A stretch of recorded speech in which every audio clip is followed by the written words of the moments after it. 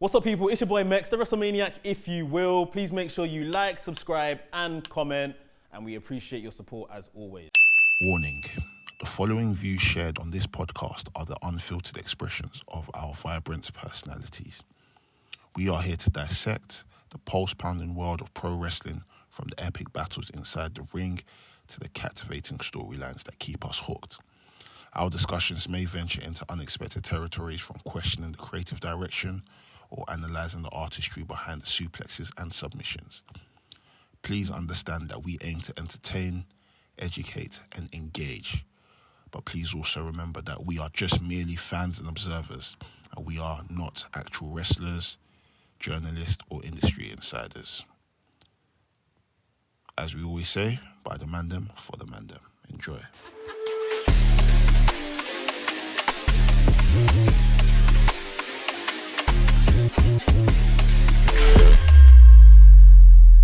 Oh, Things getting wrestling gear on Fortnite. Who?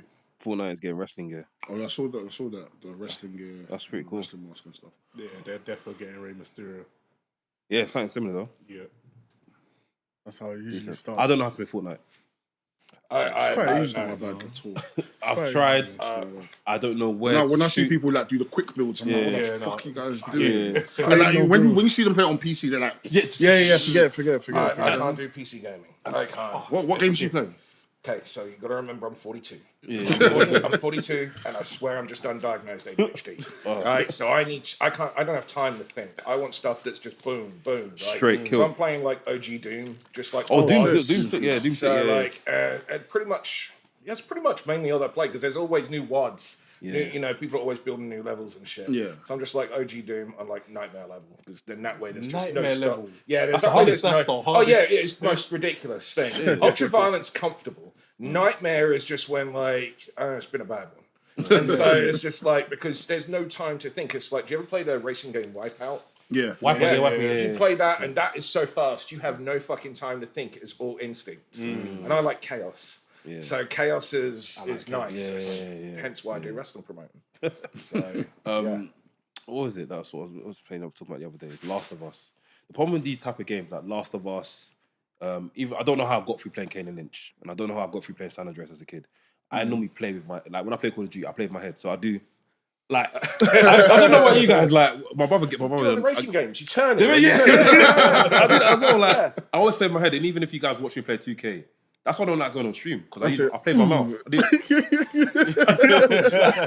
spam, I do a brain bust, like, I pray, like, I fully get immersed in it. So that's why I can't play these, like, Fortnites, because the other day I was playing it in my brother's house, and my brother bangs it. I'm just like doing this and just doing that. My brother's just like this. I'm like that.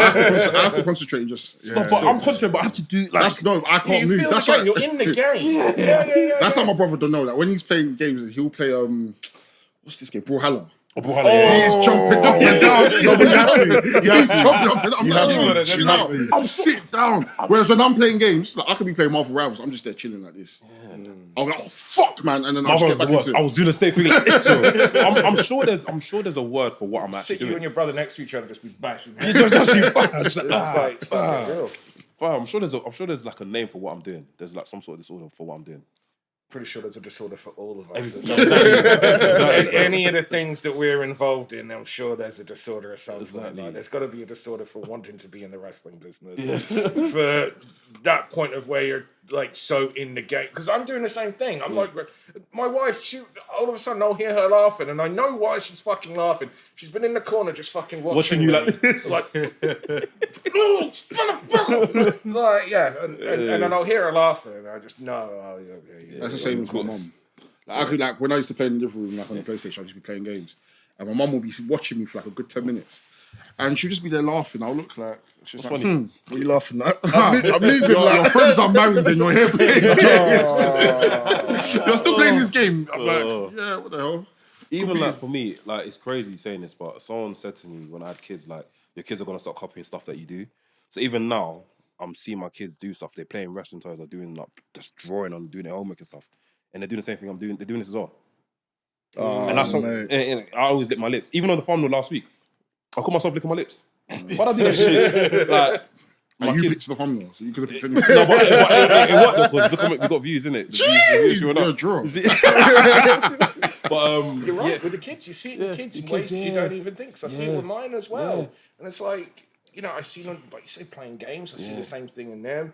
And it's like, as much as my kids are different, it's really weird because it's like, you know how normally you get like families and like the dads in the wrestling and the kids come into wrestling. Yeah. I'm a promoter. That means my kids fucking hate wrestling. Oh shit, hey. But yeah, because they're seeing it from the other side. Oh shit. So like now the thing is they understand wrestling also better than most people because they've seen it from my side. So I still see elements of wrestling in all the other things that they love and have a passion for because it's all based on storytelling. So my daughter's in college and she's doing game design and game art and she's sick. so she's designing and making us getting this all again as much as she's doing the art and everything. She's thinking of the story. My son is into stop motion animation.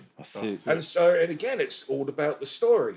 And so I'm seeing all this stuff about wrestling that got me into it and I love it. And I'm seeing it come out of them. It's just in a different Different different form, but crazy. it's still the same thing. But it's just, anyone says to them, oh, your mum and dad, you're wrestling. Don't even fucking start talking. I fucking hate wrestling. I love these elements, but I fucking hate wrestling. That's basically what you'll get out of them. But it's still funny how you're still seeing those elements of you come out just in different ways, in different fashions, like through your kids. There's still so much It's similarity. crazy. It's crazy. Like, even to the way I eat, they're copying the way I eat food. Bro, we don't even like that. She was eating it because I'm eating it, bro. Like, what the hell? Even like they're big fans of Cody Rhodes, and it's to the point where like it's too much. Like, How bad is it? Bro, they wake up in the morning and say, "Oh, I swear, look, if I'm lying, they wake up in the morning and they say, "Oh, It's 6 a.m. and all you. and what's the point? I've got two Cody Rhodes in it. I've got the elite model, the one that bends forward and back, and I've got the other one, the normal standard Cody Rhodes toy. And these guys fight over the elite one because they want the proper Cody Rhodes. So it's like hilarious. they pop on it like they want a Cody Rhodes jacket. I'm like, bro, I don't even like Cody Rhodes that much. You know my favorite wrestler. What in here? But it's wrestling at the end of the day, innit? Like you bring it to them and they're It's popping up. mad because when they grow up, Cody Rhodes is going to be that guy that they're talking about. And that's how I was with Hulk Hogan. Yeah. Obviously, Hulk Hogan turned out to be a prick, but yeah. That's Hulk Hogan. Yeah. Oh man, no one can say that you're a work rate fan then. No, No, man. Do you know what it is? Like, Do you know what it is? I'm actually not a work rate fan, innit? I love that sports stuff, but my favorite wrestler is Bret Hart. So if that helps, no, Bret Hart was a Bret Hart was almost. He has like his octagon is like like work rate and entertainment like that. Right, there was something about Bret Hart where you believed in him. Everyone else kind of seemed a bit ridiculous and over the top. So, like with myself, I grew up watching. It was actually WCW that I grew up watching. Same as this guy here. Yeah. So it's like, what year were you born? 94. 94. Okay. Little bit before you. Yeah. So I broke all the fucking mics. I stepped over. I took every fucking thing. So I started watching wrestling like 1990, and all that we had on TV then, we didn't have Sky Sports, or I don't even think it was on Sky Sports back then, but we didn't have Sky for the start. We had it was just the normal like 4 channels. It was on ITV then. And it was on ITV, 2 a.m. like just after Prisoner Cell Block H and Married Children, and you had WCW Saturday night. No, it was WCW Pro.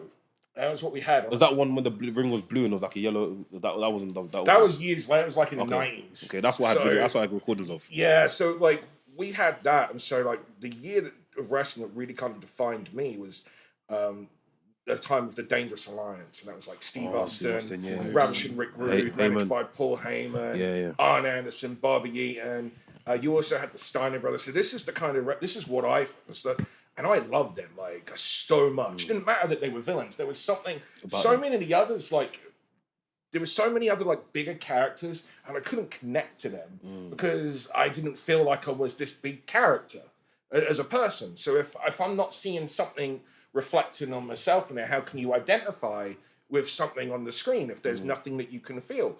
But these guys just felt like real people, and with WWF, by the time that I then started being able to watch WWF, all that we had there for me really was Bret Hart. Bret Hart felt like a real person in this world of cartoon characters. Even though the first time I saw him was Royal Rumble 89, because it was VHS, we didn't have Sky, so it was a video bought from Woolworths.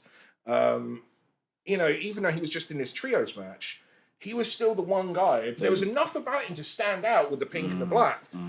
But it was the fact that, no, this guy feels real. The rest of them kind of feel... Gimmicky. Yeah, cartoony. And it wasn't I didn't necessarily like them, but I just couldn't connect and I could fast forward through them. But it was just saying, he was the first person that got me then watching or keeping to watch WWF as opposed to WCW when WCW started going too much down that gimmicky route. Yeah. So it is something about those people that just, they're real. I buy into them. I know something's not quite on the level, but they feel on the level. You know? And it's funny you say that, because even if I go back in time and I remember the first Bret Hart match I watched, it was Bret Hart versus Skinner. Remember Skinner? Yeah, of course. Skinner, I got to work with him briefly. You worked with him? Yeah. He was a shit. lovely fellow. Absolutely. He was also Doink the Clown as well. He was. Second Crazy. one. Yeah, second one, yeah. Loves the clown. Crazy. He came over here and did a tour. What's his real name again? I forgot his name. Steve Kern. Steve Kern. So he came over and did a tour here in the UK, I want to say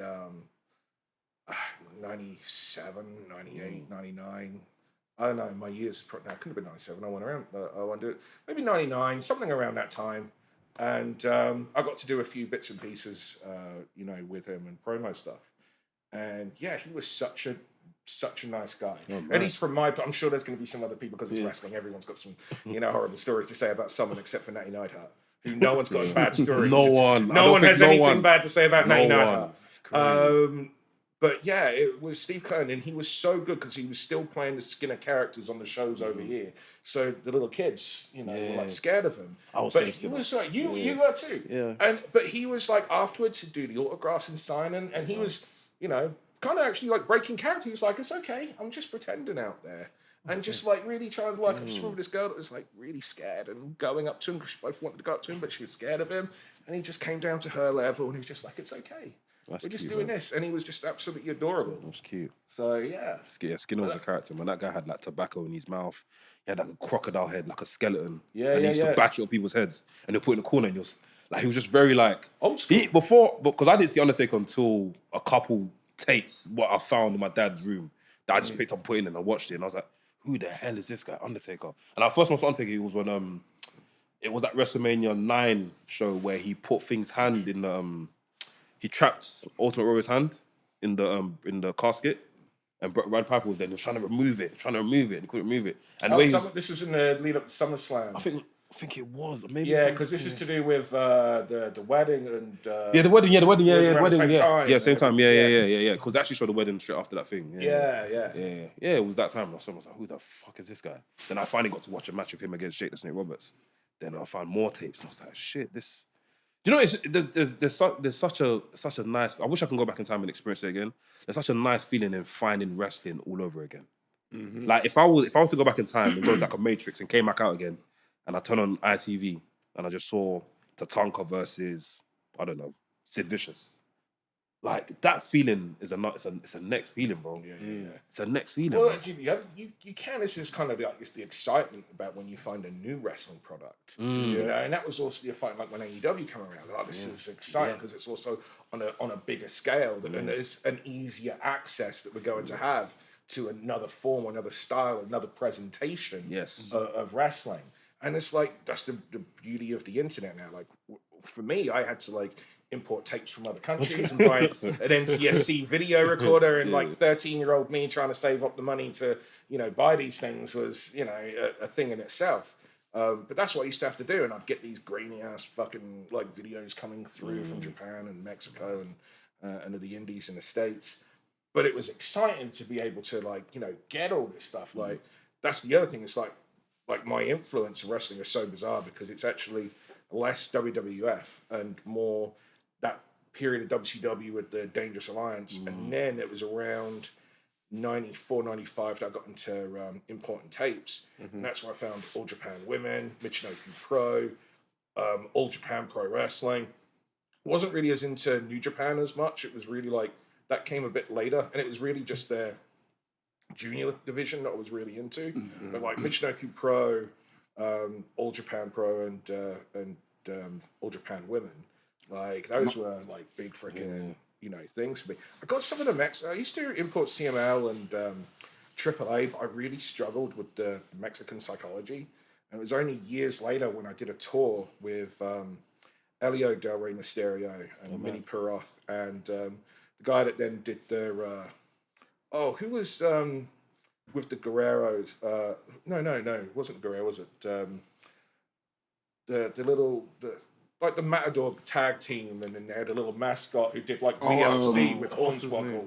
I've seen. I know El Torito. He El became. Torito, yes. He was Mini Mascara That's Dorado. it. Yeah. So I did a tour with those guys, and I was like, okay, I can actually ask these guys why is it I'm not connected? What's the psychology with Lucha Libre? And this was Elio Del Rey Mysterio. So he is the son of the original Rey Mysterio, so Rey Mysterio Jr.'s cousin.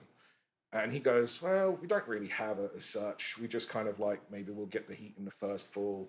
Maybe we'll do the comeback in the second, and the finish is just stretched across. Now, Lucha Libre's kind of changed as it's been more westernized over the last, but that's how he grew up more so like that. So I was like, that's the reason why I wasn't feeling the flow.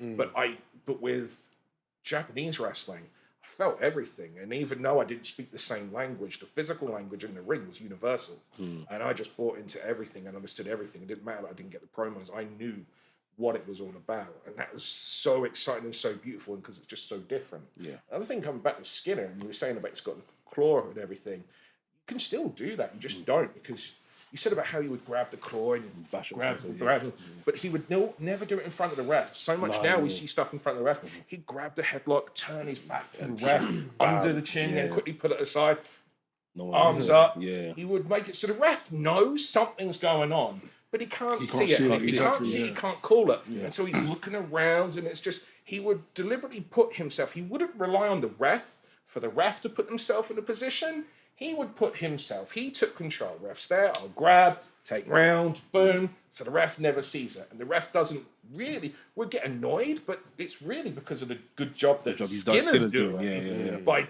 making sure that the ref can't see anything. Until he finally does it and the ref knows, okay, on this time, I'm going to come around this side and I'm going to stop it. Yeah, and it was, so you can still do that. You just have to find new ways of doing it. I just think that's one thing I'd like to see a little bit more come back, is people working, instead of saying to the ref, you put yourself in this position. It'd be nice if you saw more people actually working around the ref so that the ref can't see, rather than the ref having to make it that they can't see, you know? Hey. I just went off on one. That's so good, man. I love it. That's how we start the episode 206 of the Wrestling Podcast. Make fucking noise! We got Dan Reed in the house, man. Make some fucking noise, bro. Dan Reed, bro. Dan Reed, bro. Hey, Dan Very Reed, nice. man. Pleasure to have you on the podcast, man. Pleasure. It's not every day that we are bestowed with such. Shut the fuck up. The fucking red right from the start. Jesus. Dan, how are you, man? You good? I'm alive. Yeah? Yeah, successful day. Good, man. I love Hopefully that, man. tomorrow follows suit. Yeah, I'm sure. I've got a big show. It's coming up soon. So therefore, got to make it there. Yeah. That's right. Oh. Hey, so let's get straight to business, man. Yeah. Obviously, you said a few things before obviously we've done the intro and stuff, man. Who is Dan Reed? Fuck if I know.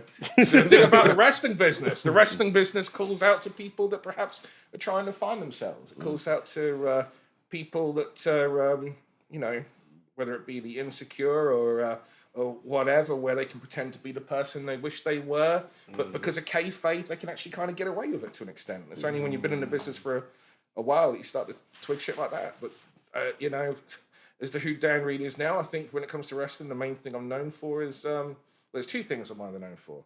One will be Eve, which is the longest running women's wrestling promotion in the Western world.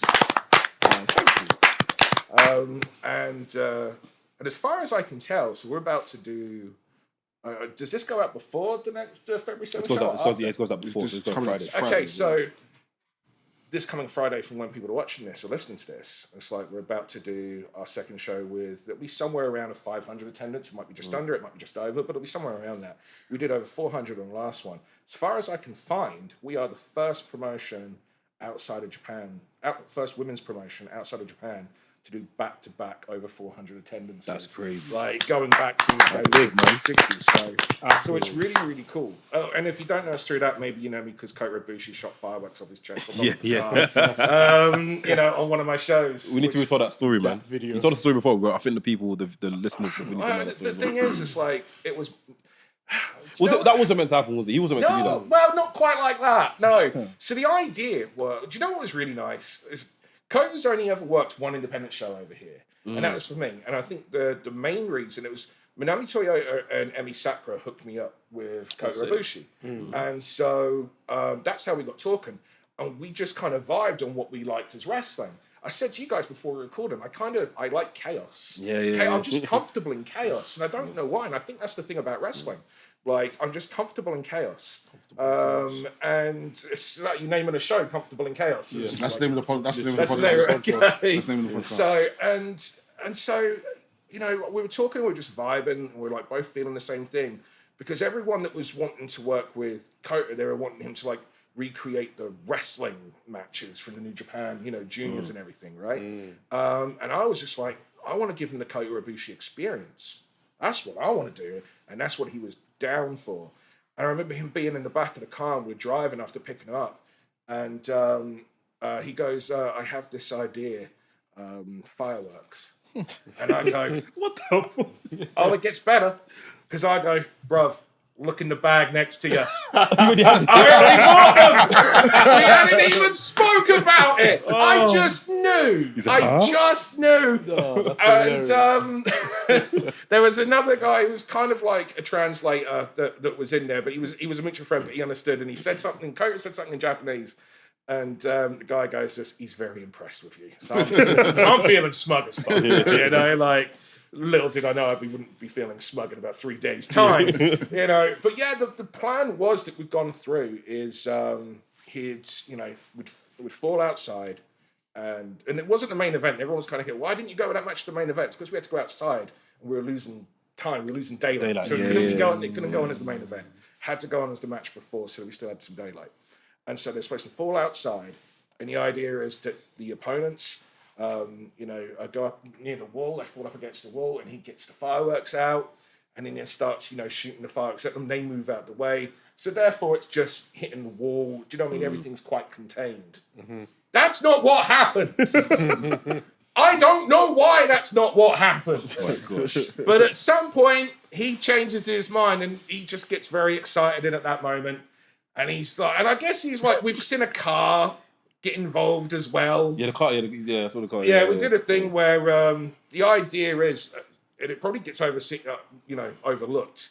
But the deal is I'm standing there and I've got my stuff on me, and Jim grabs my stuff and gets the car keys out. So that's the idea. So the idea is he's actually stealing a car and he's trying to run over Kota and Go to Hashi, which was Kota's tag partner. This is the other thing, right, about this. That was also my idea, which is, I'm looking back at these, I would never suggest these ideas in the slightest now. And I look back and I'm like, the fuck was I thinking? Like, that's the thing, it's just like, I'm in my 40s now. I look back at some of the stuff that I did in my 30s and I'm like, oh man, what the fuck was I thinking? And this is across all the spectrums of life, you know? And when I was in my 30s, I'd look back at what the things I did and said in my 20s and I'd be like, oh man, what the fuck was I doing? And when you're in your 20s, you look back at your things in your teens, you're like, oh man, that's fucking cringe, what we're doing. I'm not looking forward to, if I make it to my 50s, I don't know, I'm not looking forward. I'm going to look back at this interview and go, oh man, the fuck. Because I do it. But yeah, that was my idea as fucking well. So then, but he's got all excited. We've done this thing where Cara Noir's been run over by a car, and so Kota gets the bag of the fireworks and just starts shooting them. On his chest. Well, he shoots the biggest issue. But did he hold it the wrong way? Well, he shoots it up first, right? And he's just all excited. The problem is that venue has a train line going above it. Okay. Right. The London Overground train line is going right across there. Bethnal Green? Bethnal Green, yeah. So you got the the Hertford going to Broxbourne and everything going all over that, right? That's dangerous. Oh yeah, you know what else that is? That's classed as domestic terrorism. Fuck's sake. So you see me on the screen, I'm like, realization, oh no. Right, and I'm just like running up and I'm trying to clear everyone because I'm thinking of everyone's safety because this is not an audience back there and the fireworks going this way. This is an audience surrounding a Right, car and yeah. him standing up. I'm also thinking fire, I'm thinking petrol, I'm thinking everything. You know, like Risk all this assessment stuff. failed. Oh, Failed, God, bro. absolutely. And you couldn't do this anywhere else other than the Resgow in Bethlehem. That is the only place that you could do anything like this, right? So then, right at the end, he then starts turning the fireworks on himself. He's blowing himself up, and then he puts the firework down, which has one firework left in it, which goes off and shoots our camera guy, Mark Shuttle. Like, and you just hear him on the camera go, Jesus, fuck! Right? Because he's just been shot with a firework. But bless him, is still trying to capture everything in shot. Big up him. I'm What tired. a fucking bro. Mark's so good that WXW in Germany hired him. Yeah, I want to hire You him know, too. and he now lives in Germany with his amazing wife Helen, who's also fucking phenomenal as well, and never gets the prop she fucking Big up, man. deserves. Big up. You know, because the fact that the two of them are just so fucking great. So he's still capturing all this in shot. Then Ibushi does the fucking backflip off the car onto the opponents. And you can just hear me going, everyone in! Because I can now hear sirens. And I'm like, everyone! And I'm just fucking trying to push everyone. And I'm telling the ref, get them the fuck in. And I'm telling Kota, get in. Well, they go to get in the wrong building. There's a fucking takeaway place and something like next door. I'm like, no, get everyone in. I'm slamming the door behind us. You know, like, thankfully, I think this was like over 7 years ago. I think the statute of limitations has passed on this now. Like, whatever the fuck. But yeah, got them in, never heard anything about it. But Jesus fucking Christ, that wasn't the brightest idea That I've is ever had crazy, in my man. life. That's mad. That's crazy. But there's beauty in that because that's like historic now. Like people know that, people see that clip all the time. Like I remember seeing that clip before hearing about Kota Ibushi in New Japan. I saw that clip first. Yeah. Well, do you know the fucking thing? It ended up on Comedy Central in the States the next night. I hadn't even seen the footage of it, and they're playing it in America on at that. Comedy Central. Look at that. That's hilarious, fam. Oh my God. at It that. also says the difference in the time where Comedy Central had a copy of your footage before you did. Yeah. That also says. Oh, but you know, obviously off topic, but I miss the days of like you being framed becoming like primetime TV. That stuff will end up when you've been framed. You get your £100 the next day. I would, down the midnight. £100 more, even more. I got nothing, except whoever it was that recorded it on their phone. Just send it to them. They just put it on Twitter. Now Twitter own the rights to that clip. And then they just put it on whatever, you know, that Comedy Central show, yeah. I think it was Edward Norton, or I think the guy's name was that. Yeah, the guy, the bald guy, right? Yeah, he got the question, like, he'd already seen the clip himself. The guy that asked it was crazy. And he got they were asked, the question was something like, what's this the sound of? And they were given 3 options, and he was like, "Oh, it's a firework-assisted wrestling match." He was like, "Oh, you know you're wrestling," and he's like, "Yes, I do." Oh shit! It was like, yeah, he's a wrestling fan, and he'd already seen the clip because that's how freaking viral it went. It went viral. Yeah, went viral it really, for sure, really man. did. So yeah, so between that, you either know me for that or you know me for Eve, and you can tell the inspiration of Eve when it also comes from. I said that in the mid-90s, I started getting into tape trading and importing tapes, and All Japan Women was one of those. And it was just like, we hit like 2006, and that was around the time when I was just like, man, there's so many girls that are coming up through the scene, and no one's giving them a shot.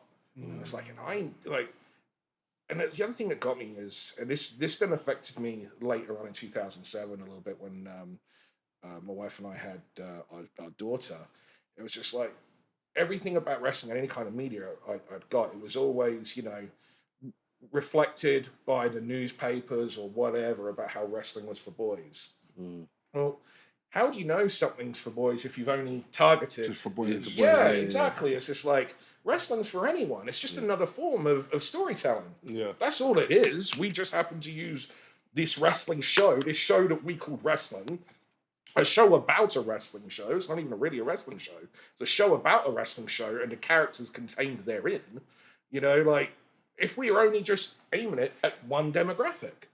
So let's open that the fuck up. And that's the reason why we then also had to do it as like all women's shows, because you had to make sure that the attention was specifically on them. Yeah.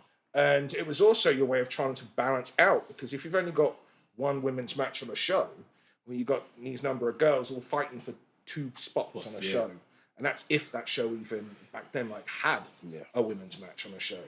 So in order to give the girls more time, you needed a whole show of women's wrestling so that they all had an opportunity to actually, spend time trying to create a character and trying to learn how to wrestle a different match rather than the women's match, which for years was all there was. It was like you were like match 2 on the card, you know, and you would hear the ring announcer be like, and now it's time for ladies action. Oh yeah, And you're just like, oh, this is not good. Yeah. You know, because what dad is in the audience with his little girl go, there you go, ladies action. It's like, no, you know, it's just like, I don't think that's what we're pushing here.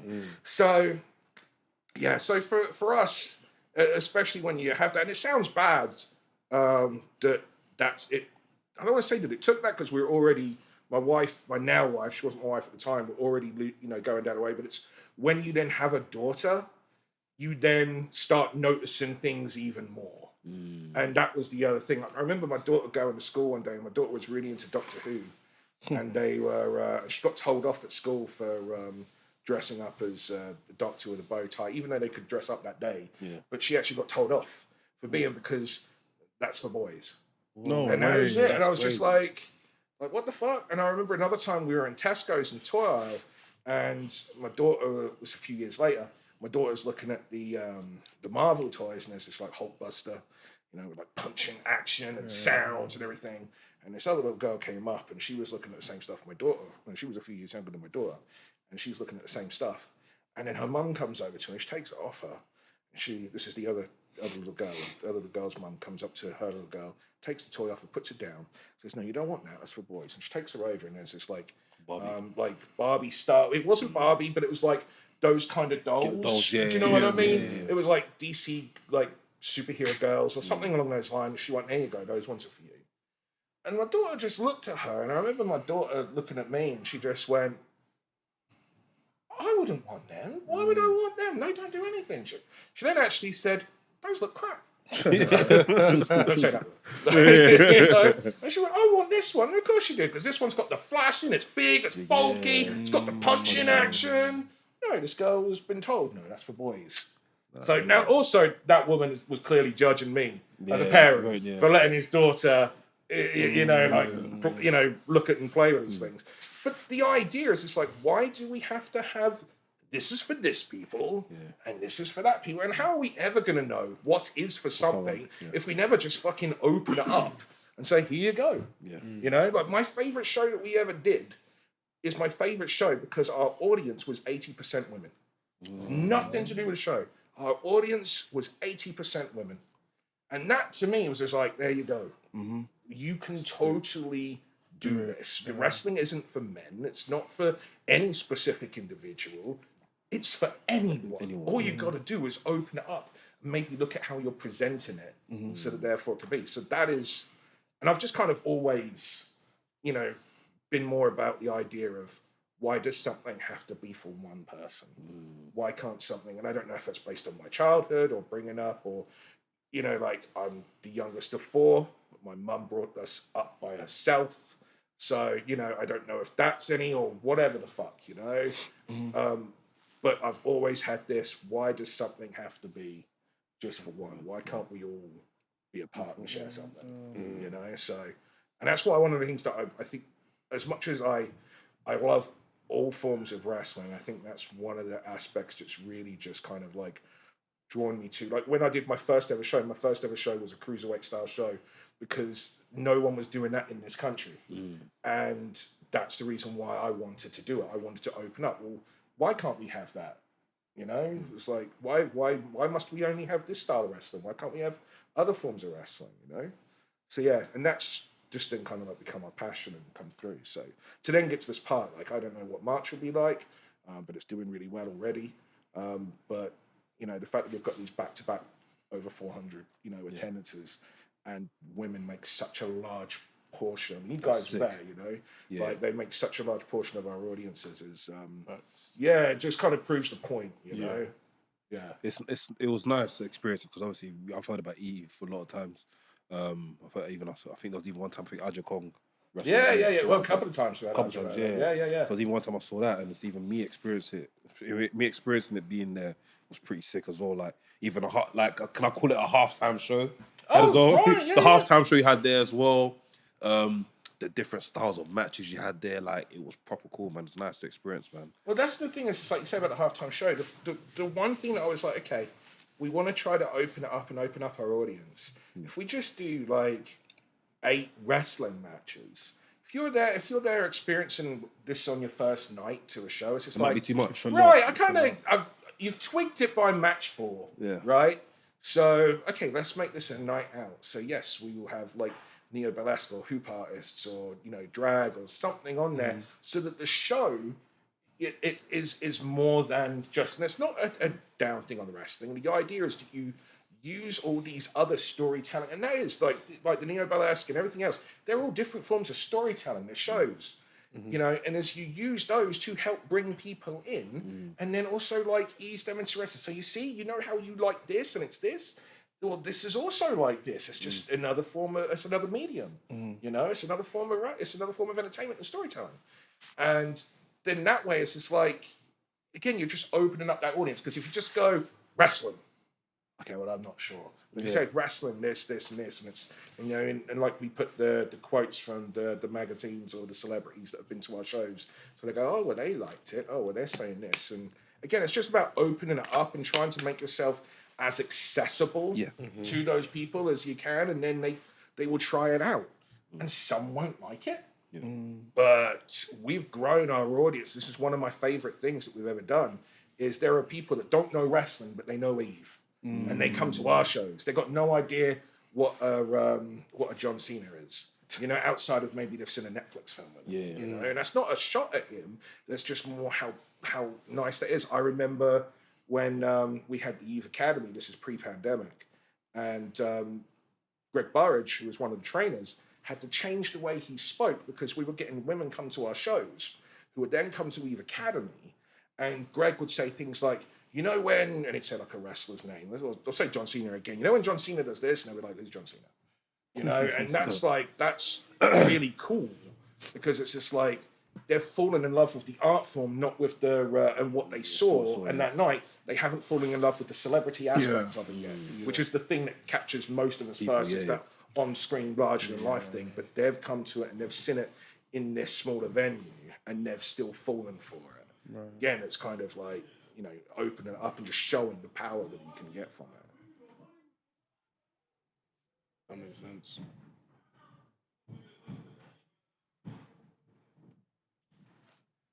I thought it was a squaffle outside. That's what I thought. Sometimes we're all like looking at each other like. I was gonna bust it down, bro. Yeah, trust me, what's going on there? I think that's just testament to how great Eve is and what it is doing in the whole landscape of wrestling, especially in this country as well. Because, if you go overseas, you have companies like Women of Wrestling, you have Shimmer that people look to. They can hear me. You have companies like Shimmer that, if you are a woman and you are a wrestler and you're maybe not getting the look you want, these are the companies you're going to go to. Well, Shimmer hasn't run in 3 years. Yeah.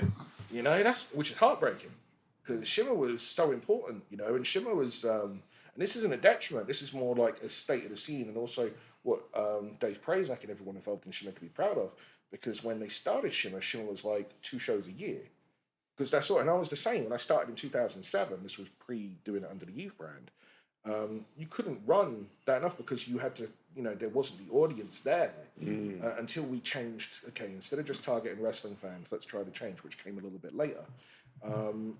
That you couldn't run. So Shimmer was running just 2 weekends a year. And that's what we started. Like the first year, I think that was what we did. We did like a couple. And then the following year, I think we did like, 5 or 6. Because you were fighting up, you were ice skating uphill, because you were fighting everyone saying, I don't want to watch women's wrestling, I don't want to watch this. And so the fact that there isn't, a Shimmer, in one way is also really speaks for the success of Shimmer.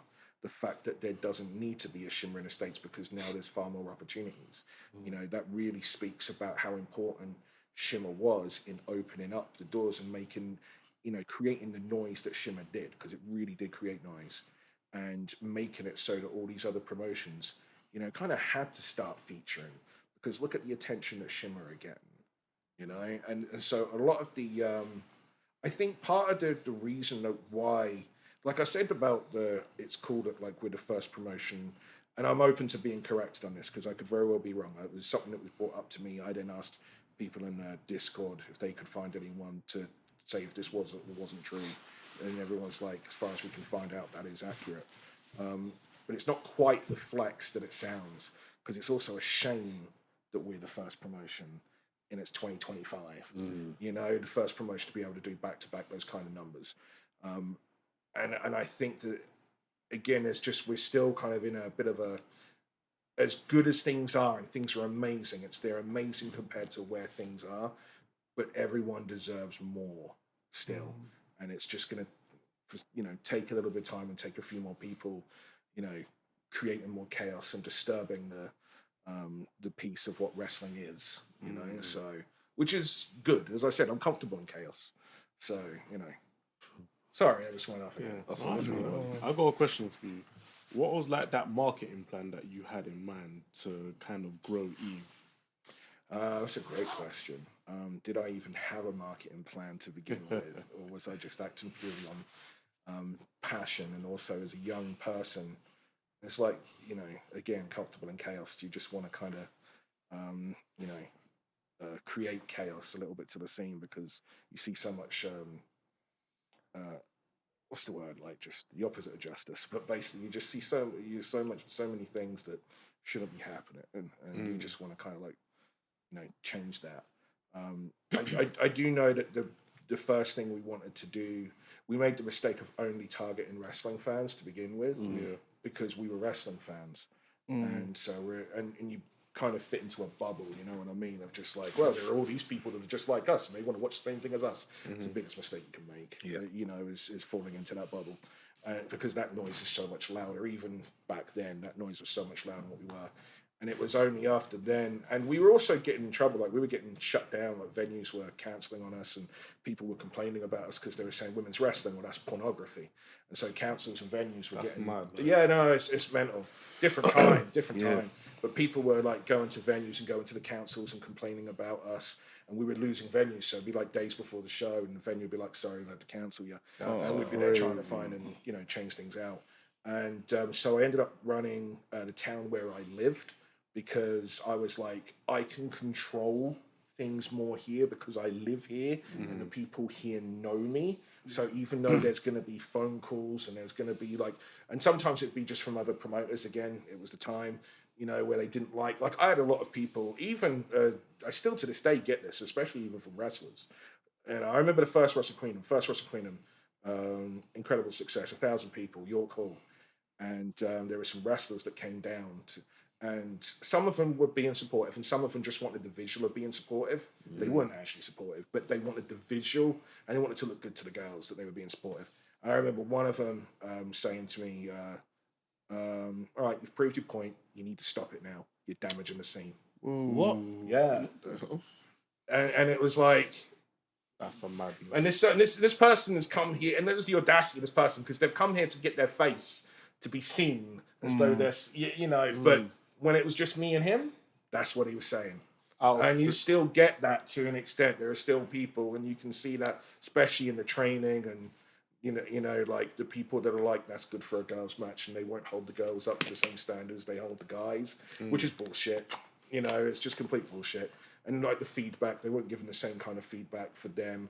If you're not going to put the girls on the show, if you wouldn't put guys on the show for the level that you've got the girls on your show, don't put the girls on your show. Get them to the guys' level. You know, like it shouldn't be that there's like, this is good for a girls' match. It's bullshit, because every person that's got out in that audience has paid their 20 quid for a good show. They deserve a good show regardless. They deserve the best show you can put on regardless. And so, like, if you need more time with these on the training shows, then put them on, because it's like, it's different when it's a training show. You're advertising all these wrestlers are a work in progress. But if you are known for a wrestling promotion with a great men's division, and then you cheap out on your women's talent, and you put subpar women's talent, like, you're screwing those girls over for a start, because you're putting them in a level that they can't possibly succeed in. And that's not fair, you know, because get them ready for that point. Don't do that to them. get them, keep them on the shows that they should be, wrestling wrestlers better than them so that they're learning and coming up for more and more. And secondly, you're telling an audience there, if they're not already following the women's scene, you're telling the audience, you know how we feature the best men's wrestling? This is the best women's wrestling. Yeah.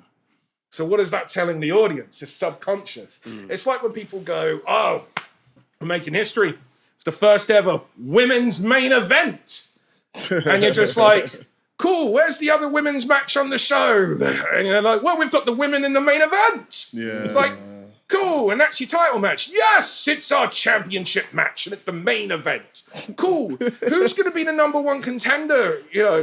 Well, we'll figure that out on the next one. We'll have a title match on the next show, and that will have a champion and the challenger. Cool. And what made them the challenger? Well, they've had a champion, and we need to announce a challenger. Cool, but who did they beat? Well, a few shows ago we had, you know what I mean? It's just like, cool, it's not a fucking division, it's a guest match. Yeah. And it's fucking lip service to say that this is a big fucking deal when it's in our main event, when you haven't actually bothered to create a division on the undercard to set up, because why can't they have the main event on the next show? If you've got a good job going on and you're setting up your undercard and your mid-card, and you've got women's division and women's challengers matches, and you're setting up your number one, you're not giving anybody else the opportunity to get over to the point where they can challenge that person and potentially main event the next show. You just wanted to say, we have our very first ever, the women are in the main event. Aren't we progressive? Aren't we all about equality? Yes, we are. Women in the main event. Who knew? Yeah, it's just ridiculous. And so I've completely forgot how the fuck I got onto this. The marketing. Fuck me. So yeah, it was just all about creating a whole scene. And that's what we had to do. We had to just basically try to create a whole scene. And so when we then brought the shows into our local area, we were able to control the narrative more. And the other thing that I did is I made it, and I say I, this is me and my wife, so I shouldn't say I, because my wife is, as much as everyone thinks of me, my wife is equally important to me, because there are so many elements. We met her. It's true. Emily is an absolute, because I can't do what Emily does. There's so much on Eve, and so much around Eve has been built around my wife, because I don't know if you know this, I'm a bloke. I can't tell women what they want and what they like. I can't do that because I'm not one. Yeah. So it'd be wrong of me to fucking try to be like, the same. I'm not Mel Gibson in What Women Want. I can't fucking read minds. All I can do is let my wife do the parts of the shows and the business that she does, and I will do the parts of the shows and the business that I do. And that's the reason why it works. It's because of that balance between me and her. What we did going forward is we then made it kids go free. Big on kids go free. Why do we do that? Because parents are strapped for cash and they need a night out. Yeah. And they're gonna, if you say kids go free, well, it can't be porn then. Because you've got kids go free written big on there. And you've got pictures of like Aaron Angel doing a backflip. So now you've it looks like more circus and showmanship and character and all of this. And so that's how we grew it then in those early years. And then eventually we moved into London and we found the Resgal, and the Resgal just kind of felt like home. It really felt like, that rebellious nature that we had in the first place, which really, again, is one of those fundamental things that, made us want to create this in the first place. And then we went to 18 plus because the scene had kind of changed, the society had changed, and now we felt like we had a different message. Or our message had grown, or in many ways, our message had become more full of anger because the scene hadn't developed at the speed that it should have, and there were still so many problems. Because every now and then a new women's promotion would start up, and it'd mainly get a couple of shows in, and then it would cut. Yeah. Still happens to this day, And so we were like, this is bollocks because it shouldn't be that there's only room for, one or whatever. And sometimes it was because it was dodgy promoters.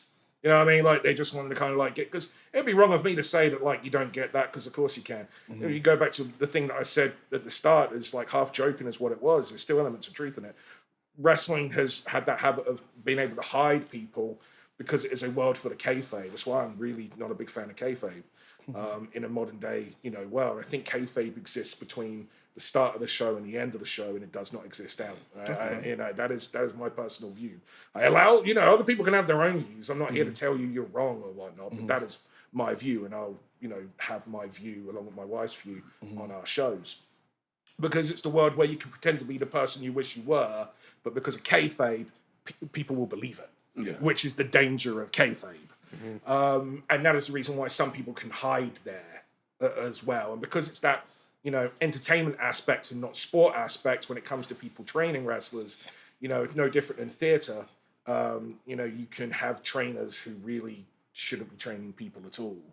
And then they've got, youngsters and, women there. So that's another reason why some of these didn't work out as well. And as, or just promotions in general. But it was, how the fuck did I get onto this part?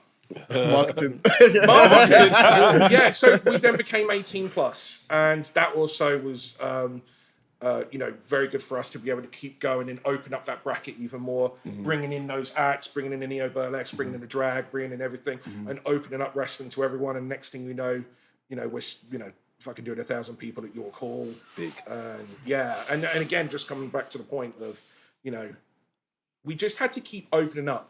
First, it was like the, wrestling fans, which was a mistake. And that's nothing against wrestling fans. It's just, we know we've got their support. That's the wrestling fans that are prepared to give us support for women's wrestling. Right. But we need to grow that. So then it became Kids Go Free to get the parents and show, no, this isn't what it sounds like. And this isn't what the people on that, part of the spectrum that are trying to make you fear about what wrestling and saying, no, this is what wrestling is. And when, so you're opening it up to the families, and then our message needed to change and it needed to become more aggressive. And then we opened it up more in the entertainment field, coming into London, making it more of a night out, it ended up with celebrities coming down and doing various TV shows, again, making it look, no, this is spectacle, this is fun, this is rebellious, this is chaos. This is a night out, and it can be like anything else. And it is aimed at absolutely fucking everyone, except for nonces. We're not that inclusive. We welcome everyone, nearly. With that being said, obviously you said there's been some setbacks and things said while you was doing Eve. What is it that's kept you going and made you feel like, you know what, I've just got to continue doing what I'm doing? Because it's very easy to just be like, you know what, done. Oh, the internet is a crazy place. The Internet's a crazy place. And it's the thing is, it's more of a societal thing, isn't it? Because we are, and I don't know if it's the autism in me or what, but and I definitely think, and so in 2014, I had a stroke, and I was ring announcer when I had a stroke, actually, and my brain hasn't been quite the same since then. It's been more I had a different kind of sense of humor back then as to what I do now, and I think it just kind of rewired my brain a little bit. I don't know if that's possible. I don't know if I'm talking out my ass, but I've become more logic based since then and less emotion focused, if that makes sense. And so one thing is it's kind of made me just see how media and everything is all based on creating emotion, which is funny because wrestling is all about creating and selling an emotion. So maybe there's elements of that I can see in wrestling that I therefore able to see in marketing. And everyone's just so about creating an emotion because people react to an emotion. And so people don't care about whether or not that, emotion that they're creating is real or fake or truth or a lie. The fact is they've created an emotion for people to respond to. And we see that in clickbait and on news and media and all sorts. And but the first time that it kind of started happening to us, and I won't go into specifics because then it all just becomes, because you can start to find holes in, unless you go into every specific detail of a story, there's someone's always going to be able to come up with but what about, do you know what I mean? And you're just never going to get out of going through that little circle. And this can be part of a whole bigger conversation another time anyway, when it comes to how, the tribalism aspect of wrestling and wrestling fans and all that bullshit. That's a whole that's a whole thing in itself, But it just comes down to we were wanted, I really think, and we kind of felt, because there were times when we were like, fuck this. Fuck this, what we're doing. When you no longer, and it becomes to two things. There were people that still wanted us, but I also think you have to have an element of you where you're like, fuck what the other people think. Right. And that comes down to, again, that kind of rebellious, nature of you, which I realize as I fucking sit here and, looking how I look, You know, it's like I'm hardly fucking looking as rebellious as one might, but you know, but I think that is, you know, part of it, that you just kind of have to, if you believe in what you're doing, and you can look back and you can say, look at all this shit, you know, that we did, and look at where the scene is now. I mean, Jesus, you know, and this is, I swear to God, I'm not tooting like my own horn on this, but this is just the thing. Charlie Morgan came out as gay on an Eve show. She was the first women's wrestler to come out gay. We got in so much shit for that in the wrestling business. Now in 2025, you know, I had this chat with Sapphire and I think it was Saf and someone else, and Saf didn't even know. And when I explained to her about how, like, you know, Charlie Morgan was the first one, she came up on the show, and how all the heat that we got, she was like, but why? And it's because Saf's like 20 years old, so like those 8 years, that is, you know, 7 years that have passed since then, that's actually quite a significant part of her life. You know, that's 13 years old then, and seeing how the world is now versus the world is then. And it's great how, but people don't, you know, like back then, Charlie being brave enough, like the name that we then gave her, because she used to be known as the Total Package Charlie Morgan, and I was like, I'm changing that to Fearless. Part of that Fearless name came about her not being afraid. It wasn't just about the fact that she would dive off balconies.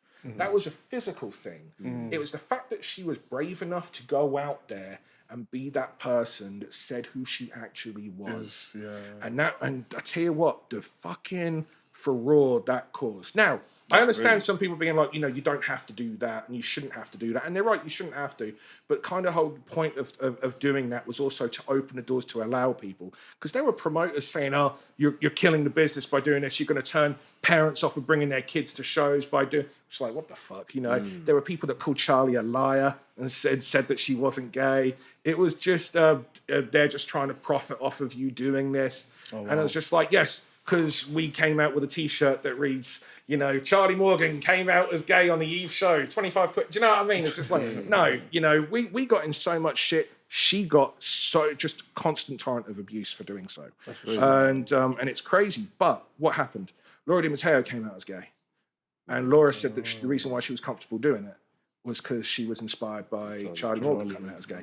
And then it just kind of like became more and more. And now it's just normal. Do you know what I mean? But it took Charlie being brave and being prepared to do that, and a platform that was like, do you want to do it? Here's the platform. And I look back at things like that and I'm just like, you know what? Shit like that matters. The fact that like we've opened up wrestling to a whole bunch of people that would have never watched wrestling, that would never have gone to a wrestling show because it's just marketed as this is the wrestling. You know, and now, and shout out to Lucha Britannia, because Lucha Britannia were doing that as well. You know, they were the cool night out. And that's where Will trained and Paul Robinson trained, and so many. Callum Newman. Yeah, Callum. My God, what's the future for him? Right, Sky's the limit, man. And I tell you what, people don't even know yet, because that boy is a charismatic fuck. People ain't seen it yet, but that boy is. One day when people get to like meet the character that Callum Newman will be able to present to them in the future, that's when people are going to go, fuck, this boy's for real. People don't even know yet. People don't even know. For me, he's like perhaps the most exciting on the men's wrestling. He's the guy, and I'm like, no one knows yet. No one they think they know from what they see, but they don't know. They do not know yet. But like, there is, you know, that place, you know, really had, shout out to Greg Burridge and Gary Vanderhorn for that. You know, and Nina Samuels. Nina Samuels as well, yeah. Like, Jesus. Cassius. You know, the longest for Cassius. You know, so many great wrestlers, you know, came from that. And they were a promotion that opened up and really tried to open up wrestling to, you know, as wide an audience as possible. So you just kind of have to... I'll be lying. The thing is, what I don't want to make out as though it was easy. It wasn't, because it's like, you see, it's not easy, but you just kind of have to, you know, go through it and weigh it up. And there are some things we got wrong, and you have to also acknowledge and look at yourself. And you know, earlier I said, you know, in my 40s and I look back at some of the things that I felt so passionately and said and acted in my 30s. That doesn't necessarily mean it's to do with wrestling, I mean, just in general. And I cringed. I'm like, oh, what was I thinking? And in my 30s, I looked back in my 20s and I cringed. I was like, oh, what was I thinking? And then my 20s, look back at my teens. And as I said, I'm sure in my 50s, if I make it that far, I'll look back at my 40s, because life is a journey. And if you cannot just evolve and go on that journey and, progress as a human and learning to me is the most exciting thing about life. Yeah. It's the fact is like, what am I going to know tomorrow? What am I going to experience with my kids tomorrow, my wife tomorrow? What am I going to, these are all, exciting things and journeys are going on. That's the other thing. It's like, you're a parent too. I don't know if you guys are as well, but it's like... He's soon to be a dad. He's Congratulations. I'm uncle, but he's soon to be a He's a dad. godfather. Listen to I'm the this. godfather of his son, He- but he- he's soon to be a dad. He's a Him as well godfather of my soon. kids. He's soon to be a Okay. dad. So it's like, and we were talking before we were recording, it's like about how we see these things in ourselves. I guarantee it's just like I look back at some of the stuff and some decisions I've made as a dad going, oh man, I got that wrong. I got that wrong, and I especially having the job that I've got in wrestling, and I just think all of the hours sometimes that I've put in. And there was a thing that I saw recently, and it really fucking spoke to me, and it's embarrassing to say because I shouldn't need it to be said to me in order to have twigged it. But it's like the only people that remember that you worked all those extra hours are your kids. Yeah. And that fucking, Yeah. I saw that, I was like, oh man, that fucking, That's like, it's like, all those, so sometimes I do think about all those, I'm not in. Sometimes I think back, to all those, hours and things that I've done. And in my mind, I'm like, no, I'm doing this because I believe in a society that will benefit them. And ultimately I'll, hopefully have built something that will benefit them. And then next thing I know, my daughter's 17 and my son's 14. Time's flying. And time just goes, So, and then it's like, well, these decisions, like, are you going to stand by them, or are you going to make them mean nothing as well? Yeah. It's I think with anything, there's never any one true, only one answer. Yeah. There's just a volume of things that you just kind of like look at and weigh up. Yeah, exactly. I think another that's something that you touched on is like, as you're getting older and you're evolving, I think the most annoying thing is that you as a person, you can acknowledge that, I'm going to make mistakes and I'm going to learn from them, but there are going to be people that will have their opinions and ridicule you and hold your feet to the fire and realize that, they're not going to look at you as human and say that, you made a mistake. You're allowed to, be accountable for it. But I think that's. Well, I think in holding yourself accountable is important for us as people, for us to grow, rather than... and I think, again, because we're such an online world now, we see people... so much of people seem to be more interested in winning arguments just to be right than to learn. People want to be on the right side of history. And as that's opposed to actually right. Big issue. And that to me is just like, why wouldn't you want to learn? What's it's like it's the thing I love about science, and people misunderstand about science is because people are often used as an argument. Yeah, but science thought this and it was wrong. I was like, because science continually and constantly tries to disprove itself, because it's only by trying to disprove yourself can you then learn. And I that's what I love. I love wrestling. One of the things that I love about wrestling is how much it changes and how much you can learn. And the fact that one of the things that breaks my heart about wrestling is that I will die not knowing everything. And I will never know. I will never know everything about this business, and so much of this business is constantly changing and evolving, and all I can do is try to do my best to be either ahead of it and see things coming, or at least, part of the change that makes it bigger and better and more open to as many people as it can. And again, that's just like learning. I just love learning. So that's again, completely forgot how the fuck I got here. Marketing. Fuck me. But even prior to Eve, you've had some leg within this business. Yeah. That's why when I was saying that, you're a pivotal part, but you told me to F off. How was life before Eve? Yeah. What were you doing before Eve, for those that don't know? So I started in the business in 2000, and I started at a training school called NWA Hammerlock. And then from there, I ended up with a radio show, because we didn't have podcasts back then. We had radio. And so I ended up with a wrestling radio show. And through the radio show, they were like, we need to get some attention on the radio. So what about if you was to put one of the wrestling shows on? This was the first time I ever put a wrestling show on. And I was like, all right, sure. And funny enough, I made a similar mistake then as I targeted wrestling fans. But the one thing I did get right is I understood a little bit more about the pool. I knew I couldn't just rely on locals to an extent, and they were budgeting it. So there was a wrestler at the time called Loki who was getting some traction. Loki. Him. And he was getting some traction. Mm, He was amazing. man. A lot of people didn't go on with him. I seem to be the one of the few people that did. Hey, Loki was Loki. Everyone's themselves, and we've all got friends that don't get on, but somehow we're friends with them. And I got on well with Loki, and I can't say anything bad about my own experiences with him. He went to bat for me a few times as well. So really, again, and him and Brian Danielson were really like two guys, and Christopher Daniels. The three of them at the time were like really making names for themselves. Joe kind of came along like a year later, and but the editor at Power Slam, Finn Martin, really had a thing for Loki, and I've noticed in the magazines anything Loki was doing, he was covering. Power Slam never covered British wrestling. It had a bad. It tried to, and then but the promoter of the British promotion that it covered then tried to find his address and break his legs or something along those lines. Yeah, because wrestling. So so he would never touch British wrestling again. And who can blame him? He doesn't want to bring the drama to his house. No. So I was like, well, he's not going to cover if I just do a wrestling show.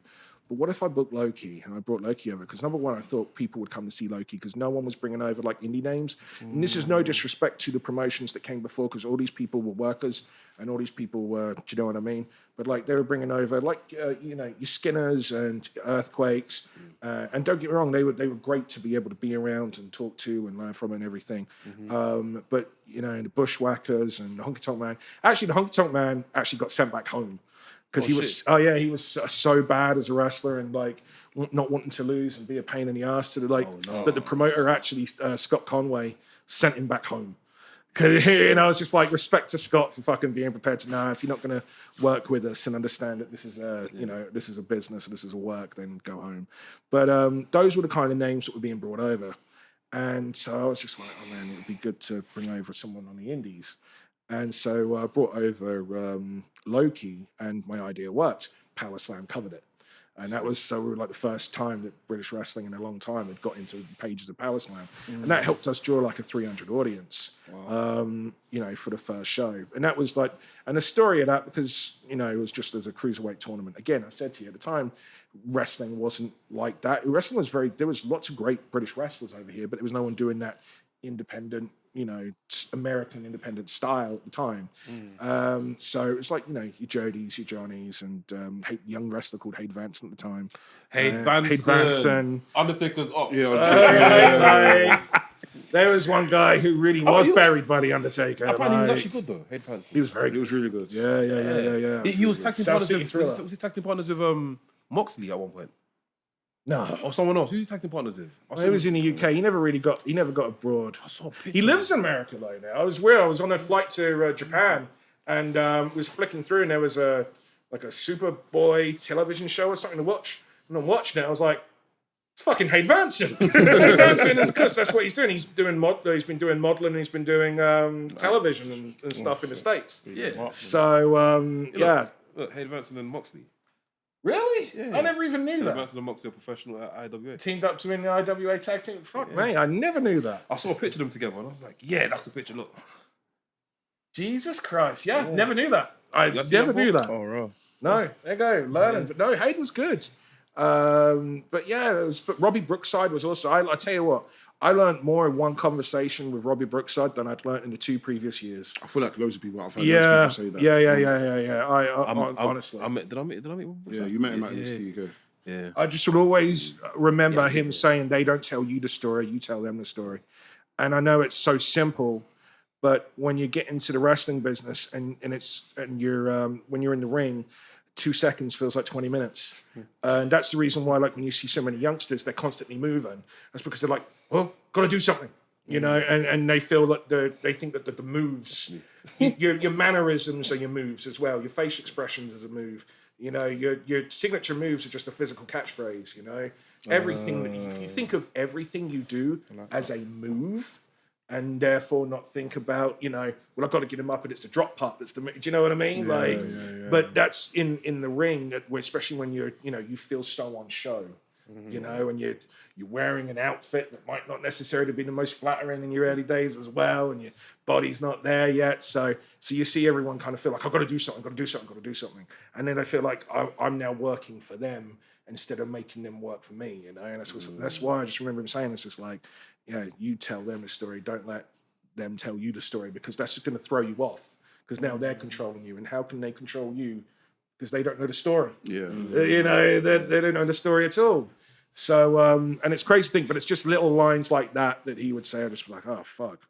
And that's kind of one of those moments in life where he said one sentence, and there I am running the show, and I was just like, I know fuck all.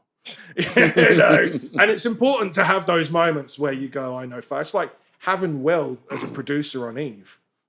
Like, why wouldn't I want Will as a producer on Eve? Yeah.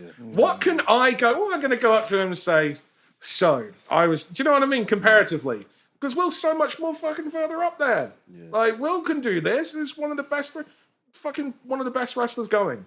In the world. Right. Like, so why wouldn't I want Will working with the talent? And also, it's great for the talent because they know they're working with one of the best wrestlers in the world. Yeah, exactly. And it's not just something that like his friends can say. It's just unequivocally, no one can fucking argue this. Yeah. So it's great for fucking everyone. And then again, it's just being able to kind of like have that, element of saying. So I just did that show, and then I just kind of went from there. I was quite lucky. There was a guy called Dino Scarlo, who was one of the main people for running FWA, and he took a liking to me, and so he brought me into FWA with a guy called Alex Shane. I know Alex Shane. And I think everyone knows Alex Shane. He used to be on Wrestle Talk. Yes, he used to wear like silver trousers, the black vest. Yeah, it was quite good. He was massive. Tall guy. 6'7". Yeah. Yeah. And I'll always remember something he said as well, because Alex is a guy that like had incredible success at such an early age, and he did some amazing things. And he did some things where everyone at some point got burnt by Alex. But at the same time, the business also got so much more further ahead because of Alex. And that's why it's one of those things where it's just like, yeah, okay. And I always remember, him saying when he was in his 30s, when someone kind of had a pop at him, for not making this happen or not making that happen. And he was like, I'm sorry that my 21-year-old self didn't really know what he was getting into and wasn't able to achieve all these big things that he was trying. And I was like, yeah, because he was only like 21, 22.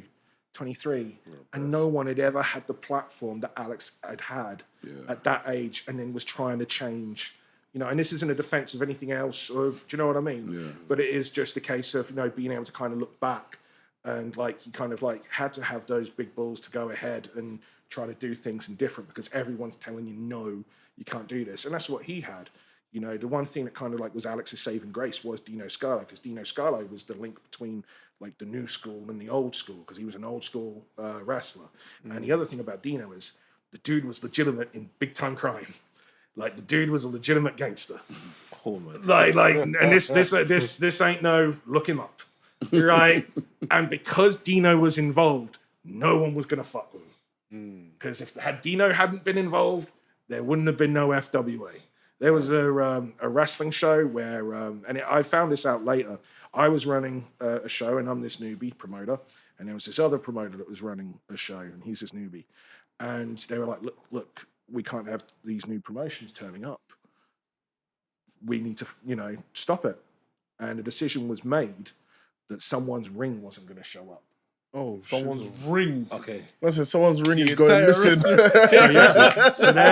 So the decision was made that this promoter wasn't going any further, because their ring wasn't going to show up. So the audience would turn up, and then all these people would, and so this guy would lose all his money, of course, because he'd still have to pay the talent, he'd still have to pay the venue, and he'd have to refund all the tickets. Finished. Do you know what I mean? Exactly, finished. And the two promoters that they had to make a choice between were me and this other guy. The fact that I'm still here tells you whose ring showed up and whose didn't. And that was because of Dino. Dino was like, no, I like this one. And so I'm still here because of Dino Scarlo. And that was through, I made a point of talking to him, and I was also just trying to learn.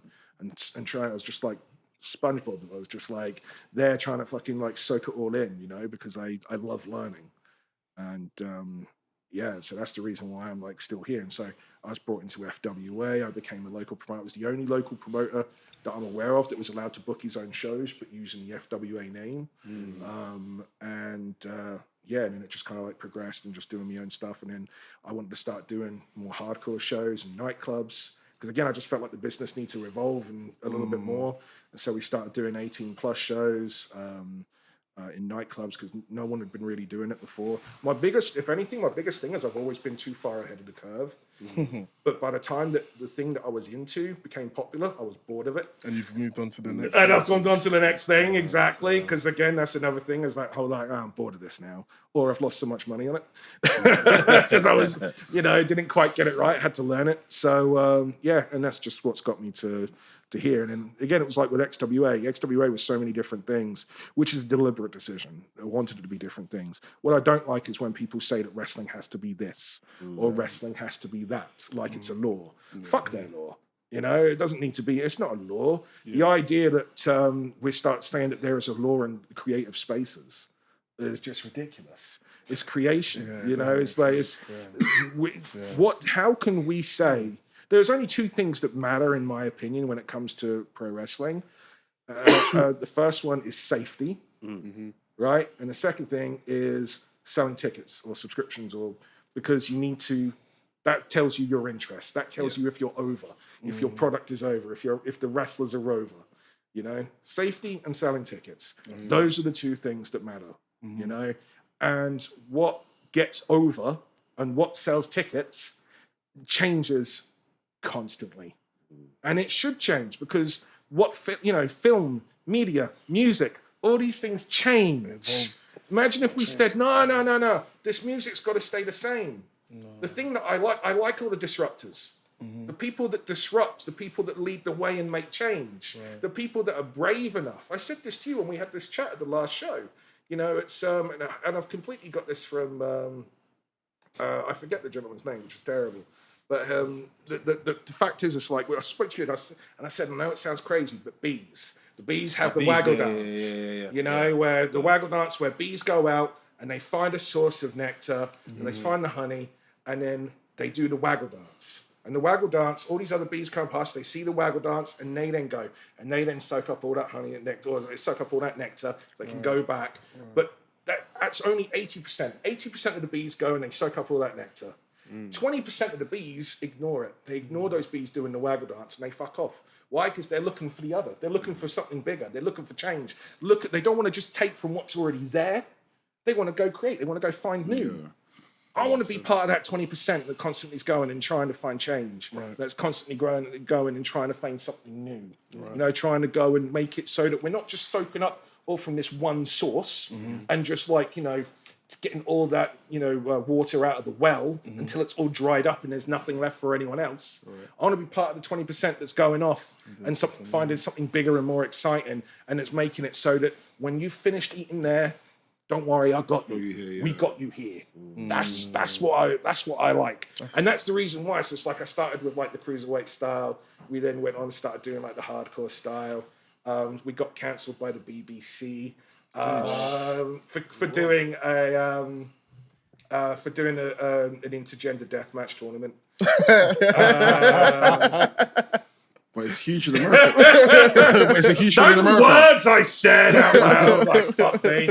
But that was true. It was like, it was the whole show wasn't injured, but there was a wrestler called Mickey Knuckles on the show and a wrestler called Ian Rotten on the show, and they were wrestling. From IWA Mid-South. Yeah, it was a thing of IWA Mid-South. And this was the first ever deathmatch tournament in the UK. Yeah. There had never been a deathmatch tournament in the UK. Crazy. And we did the very first ever one in a nightclub in Colchester. Again, what I said about, places where I am, so I could try to do my best to control the narrative. Well, someone phoned up and complained, and they phoned to the BBC. What did they use? What was it that just took them off the edge?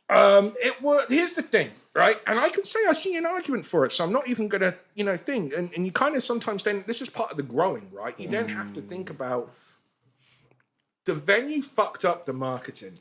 There was an indoor marketing material and outdoor marketing material. Now, realistically, it doesn't matter. Part of the indoor marketing material shouldn't have been made, full stop. That's me as a 20-something-year-old promoter fucking up, okay? And I could put my hand up.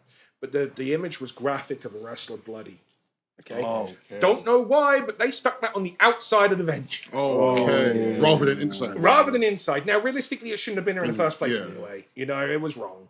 But again, I'm a 20-something-year-old. You know what I mean? I'm going to make mistakes. And also, it's me trying to say, but so-and-so was doing it, but so-and-so was doing it elsewhere. And so I'm, taking that inspiration, the wrong inspiration. Okay? And so someone phoned in a complaint, and they saw that there was women on this show. Well, then surely that also can lead to, is that promoting unhealthy relationships? Or domestic abuse. Right, exactly.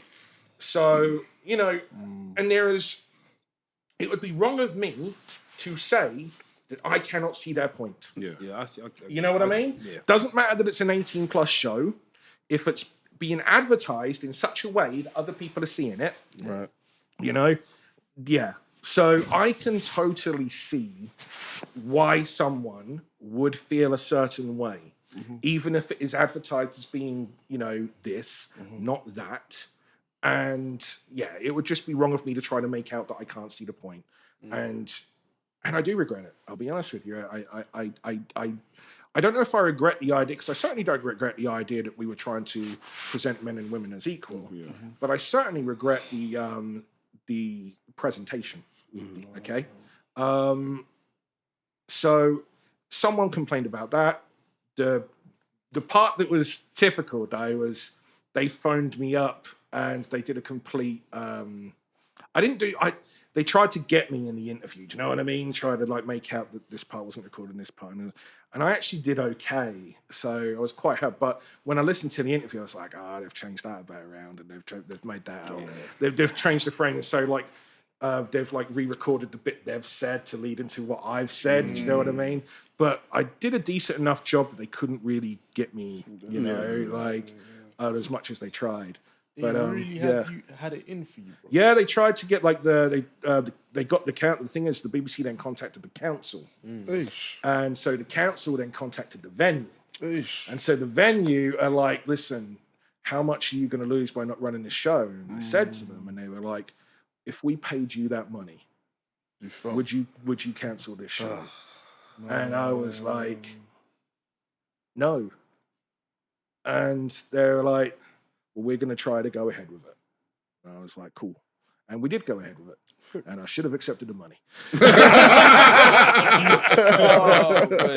Sorry, bro. I want to know why the BBC wanted to go to that extent to get Well, it's media, innit? Was it It's emotions, it's rage bait. And as much as it was 2006, we just live in a world now where there's more of it because we now have social media in such a way. But it's what I was saying, which is funny because social media and wrestling are so similar because we sell emotion. But, but I'd like to think that we try to do our best to create more logic in wrestling than what people do in so much on social media. And that is the thing. That's the reason why. Why do we see news stories about things that we'd have never created a news story about? This one person said this thing. I don't care. It's one person. No one gives a fuck about this, but I don't even know who this is. What are we doing here? No, but isn't it outrageous? What if they'd have said it to you? They didn't. Yeah. Nothing happened. Why? But it's to create that outrage. Like that one person. Is that what we done with Sterling? When Sterling bought his mum a new house. Oh yeah. Sterling went to Greg's. Sterling went to.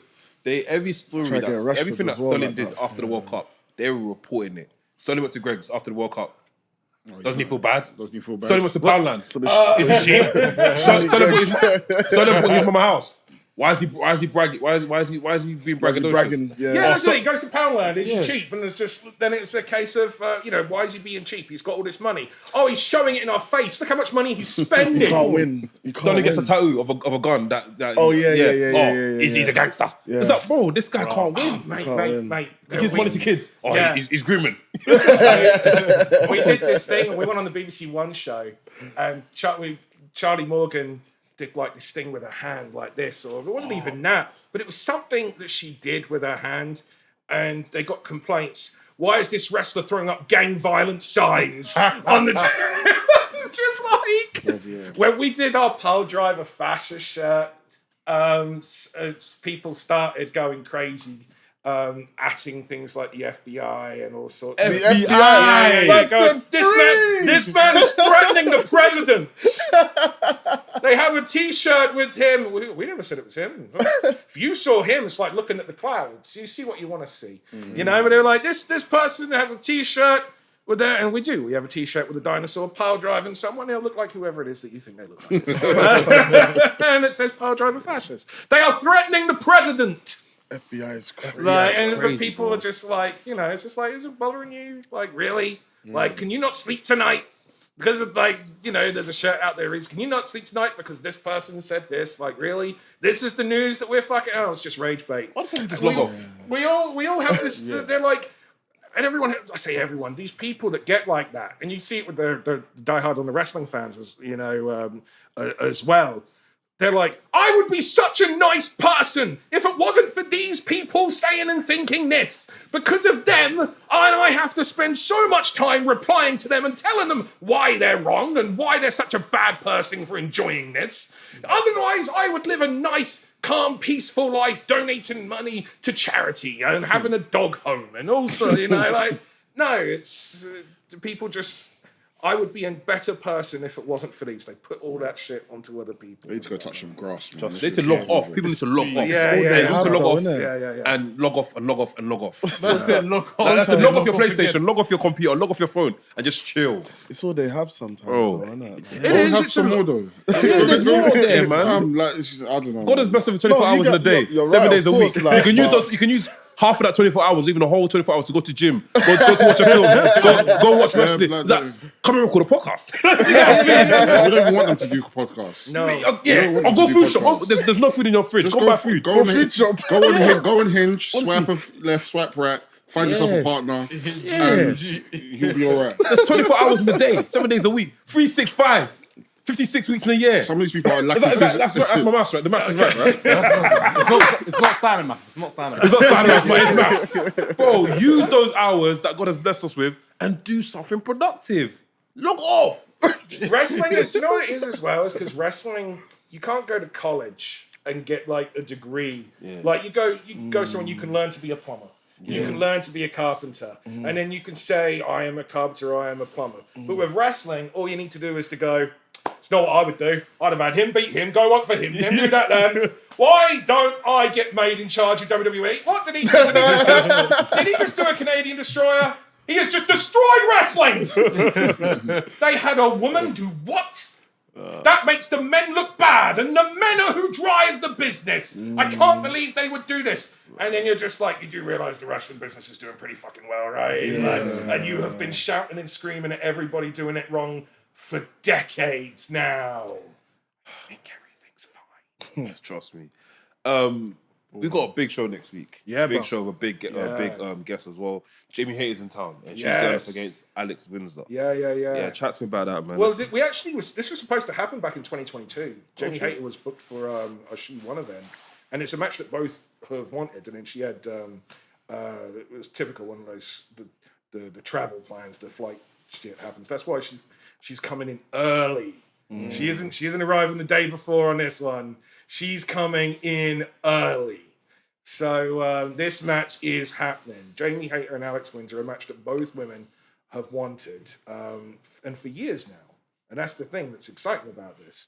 And it means so much to us as well when you see like Jamie, I don't know if you go on her Twitter, Jamie is a very intelligent person. She keeps the fuck out of everything. yeah, I'll clock that. She doesn't really. Doesn't do Yeah, it. Doesn't do yeah. drama. Sometimes. Jamie's interested in one thing. Sometimes you forget how she sounds. She doesn't speak. You forget how when she speaks so much, you go, oh shit. Yeah, right? She can actually speak. Yeah, she's got a voice. She's got a voice. Yeah, she's got a voice. Yeah, yeah. And she don't get involved in drama on social media. She ain't dealing with that. She ain't, she is, business. She's a professional, And so when you see her make one of the rare tweets that she did, and it reads "Home" with the Eve Apple, and Alex versus Alex Windsor, EveWrestling.com/tickets. You're like, it means a lot to you, and the fact that she went on. I remember she did an AEW press conference, and she spoke about how Eve was her home promotion, and the idea that you know, you've got these two talents and they're doing it on, you know, your show. And it's, you know, in London and it's happening. Do you know what I mean? It really like means a lot. And it means a lot to you because it means a lot to them. Of course. And that's the thing, you know. So the fact that we're getting to do what is a far huger match than any venue sellout could ever possibly, you know, present itself as being, you know, it means a lot and it's exciting. Because what's more realistically, it's like we get excited when we see, oh, this wrestler versus that wrestler. But when you stop for a moment, you go, okay, I'm excited for it, but how do they feel? And then you realize, oh, this is the match they wanted. So if they're excited, how excited should I be? Because they're not. This isn't them turning up to collect a check. Do you know what I mean? This isn't just them going, oh yeah, I'm booked for so and so. Are you working? I'm working. Who's that? Oh, I've got this person. This isn't that. This is them Motivation for behind it. years have wanted to work each other, never have, came close, had it taken away, and finally it's happening. You know, and that is the thing. It's like this isn't a simple case of this person, you know, took a booking and this person took a booking and we were like, hey, this will be fun. This was a case of both women are like, Jamie Hayter's like, I want to wrestle Alex Windsor. Alex Windsor's like, I want to wrestle Jamie Hayter. Fantastic. I have a venue. You know, it's like I have a ring, I have a ring, I have a venue, and I have a website where people can buy tickets. And that is the thing that then just makes this more. It's big for us because it's big for them. And if it's not big for you, then turn in your wrestling fan card, I guess, because you know this is it's in a world of fiction. This is as real as it can get because it means so much to both. And so yeah, it is an exciting one to have Jamie home. It is an exciting one to be able to have Alex Windsor and Jamie Hayter, and Alex in herself as well, because it is exciting to have Jamie. But I also want to make sure that this isn't like, and Jamie wouldn't want this, and this is the other thing as well, because remember, Jamie wants to wrestle Alex. Right. So how good does that make Alex? Because Jamie's in AEW. You know, Jamie was part of a bidding war where both promotions wanted her. Right. You know, she could have gone either place, right? So Jamie's had all of this opportunity and has all of those names, you know, over in the States that she can work. And one of the names that she's like desperate to wrestle is Alex Windsor. Yeah. So how good is Alex Windsor? Yeah. Because Alex Windsor ain't over there. Alex Windsor's over here. Alex Windsor's actually everywhere, right? But she's based over here. So this isn't Jamie Hayter going to the local promotion to wrestle the local wrestler. This is Jamie Hayter recognizing Alex Windsor. And that in itself is a big fucking thing. Because for anyone who didn't know Alex Windsor's name, well, they fucking ought to learn. And this is the perfect opportunity for them to see it. You don't... Jamie Windsor is like a big person in... Jamie Windsor. Jamie Hayter is like a big person in like iron sharpens iron. It makes you better. Wrestling the best. Whether it be the best from experience or the best up and coming or the best who are changing, the best who are evolving, the best who are creating. Jamie Hayter believes that wrestling those makes her better. So she gets excited to wrestle people that she believes is going to challenge her and make her better. Growth mindset. Right, exactly. And you know something else, and I don't think she'll mind me saying this, she's nervous. Wow. So how good is Alex Windsor? Where Jamie Hayter is nervous of wrestling Alex Windsor. Because she knows what those two can do. So she knows she wants to make sure she's up there doing that. Right. So now you're Alex Windsor, and you hear that Jamie Hayter's thinking this. She's probably nervous too as well. Right. This is the thing, like, there's nervousness, but it's a nervousness through excitement. Right. It's a nervousness through competition. You know, this match is far more important than wrestler comes to this promotion to wrestle local. This match is big. Right. This match is the definition of what a main event truly can be. That is what I'm so excited. And that is the reason why, you know, we're going to hit around that 500 mark, you know, for this show. You know, we will. We've got the Multiverse Rumble on it as well, so which is always crazy, always chaotic, and completely non-canon, so everyone can forget everything they see afterwards. But this show is, you know, like the fact that that's the main event, the fact that we've got Myra Grace, like returning to. Well, she come back from Japan, hasn't she? Yeah, you know, like married I us. say Myra. Cut. The fact that, you know, we've got the undercard that we've got is just insane. So as well, honestly, I don't see how this show isn't going to be up there as one of our best ever. Like you can, and I'm a real like harsh like critic on anything that we do. Like I'm a real harsh critic on anything we do. Like how many times I'll come out of a show and people are like, "You happy?" People don't ask me really anymore. Like, "You happy, Dan?" And it's nothing against the talent. It's because I'm like, oh, I should have done this. Oh, I should have done that. Perfectionist. I always want to make sure that we're doing better. And also, as I said, I love learning. And if I can come away from a show thinking I didn't learn anything, that means I've gone wrong somewhere. Because I can come away from every show learning something. I should come away from every show thinking I got something wrong. There's no way I can come away from a show not thinking I got something wrong. And although I know I'm going to get some things wrong, there's just too much that can't help but go right. Yeah. It's that good of a card. Yeah. It's that good of a cast. And so, yeah, Friday, Feb 7, Eve Multiverse Rumble, Hayter versus Windsor. Yeah, this is almost as big as it can get. Like it truly is. And that's the bit. It's like, how are we going to feel once that match is over? What are we going to be looking at when that match is over? Yeah. Jamie Hayter versus Nina, maybe? I don't know. What makes you think Jamie Hayter's winning? What makes you think Nina Samuels is winning? You know what I mean? Guys, tickets in the bio, man. Yeah. Make sure you guys grab a ticket. That should be a fun match, man. We'll definitely be there. Before we end off, I wanted to ask, you know, it's the beginning of the new year. I don't necessarily want to say New Year's resolutions or goals, but how do you want 2025 to look for you in terms of like just life, business, Eve, everything? Oh man, definitely life goes like I want to like the first thing that always comes through my mind is like my wife and my kids, you know. So definitely being able to do something where I can provide for them in a better. That is the priority always. You know, from there it's really a case of.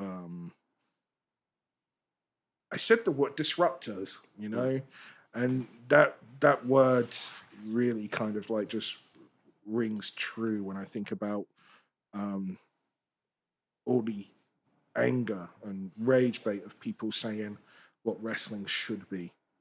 And that's, I think, the thing that I hate more than anything. And I when I see people that I grew up, you know, loving because they were the disruptors, now saying, you know, that you need to not be the disruptors and you need to be this, as though they're talking from even though the thing that made them what they are was the fact that they were the disruptors, you know, and they're doing it because it creates rage bait. Then they don't even believe half the stuff they're saying themselves. They're just making a living off it. And fair That's the grifter, yeah? Grifter. and fair play to them. Do you know what I mean? They're making, but it's the fact that people are believing. You know, that's what I constantly want us to keep being. I want us, and I want whatever it is that I do in the wrestling business to be the disruptors of whatever is classed as the norm as to whatever wrestling should be, rather than wrestling embracing people's creativity and wrestling trying to be something else and new and fresh and opening itself up to be as welcoming to as many different types of people in society, and not wrestling as for this or for that or for them and just for that. Wrestling being for everyone and people trying everything. You know, that is from a wrestling perspective, and I guess, and therefore from a business perspective, Eve, or you know, and anything else. You know, I just want to make sure that I'm part of the group of people that disrupt any kind of norms in order to hopefully create a change that opens up the business to more and more people, and that more and more people go, oh, so that's what wrestling can be.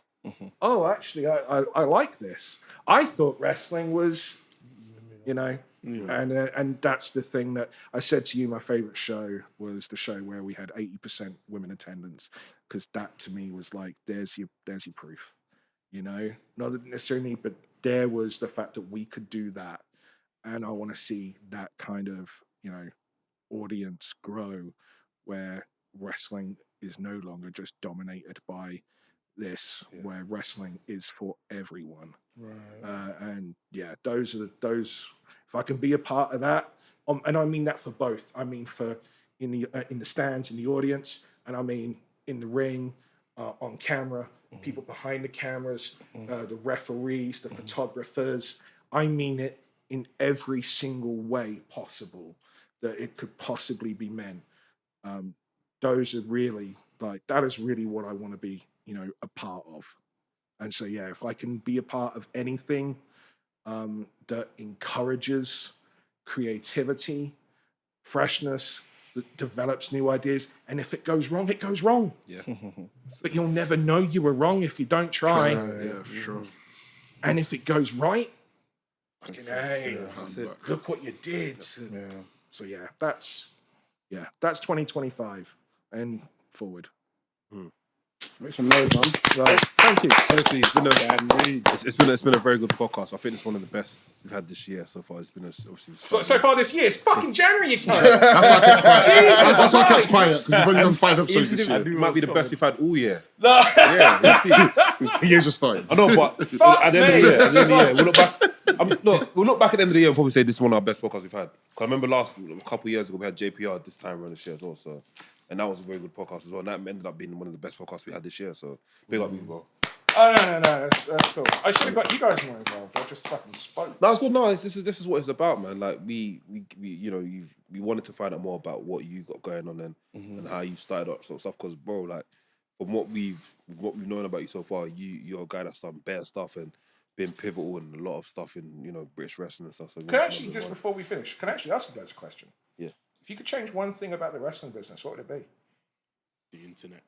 Yeah, the tribalism. Yeah, tribalism. Internet, bro. How do you change it? Okay. Switch it off. I think fans knowing too much. Yeah. Fans knowing way too much. Because when wrestling is good when you don't know too much, when there's suspense and there's that surprise element to it. And you just go in there, it's like you know, you go to a cinema, right? Imagine if you've not watched the trailer. You just go into a cinema, dark room, and just like focus on the screen. And everything that's been unfolded in front of you is new knowledge. And there's new things you've never seen before. And you leave the cinema like, wow, that was a sick film. That's how I want that's how wrestling should be watched. You should go in there, sit down, not know anything what's happening. Obviously, know the characters and stuff, but people finding out, okay, cool, this guy's sleeping, this guy's doing this, guy's doing that.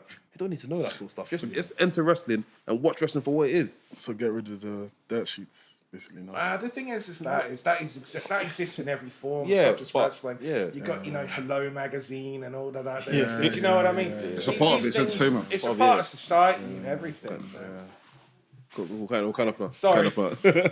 Sorry, my bad. I spoke. And I didn't stop. All right, cool. Yeah, Dan, when can they find you, bro? You can find us on Blue Sky. Yeah. I don't promote. Yeah, I do post on the other place, but I don't like to promote the other place. Yeah. But you can find us on Blue Sky. You can find us on Facebook. But really, you don't need to know me. Go to evewrestling.com and come see the shows, because those are the people that matter. Cool. Nice one, man. I've been a Nafi. Laps. So we're Hola. Wrestling's podcast, the coolest podcast in the world, by the Mandem, for the Mandem. Mandem. Wow. I'm Sam Blacks. Make sure you like, subscribe, and comment.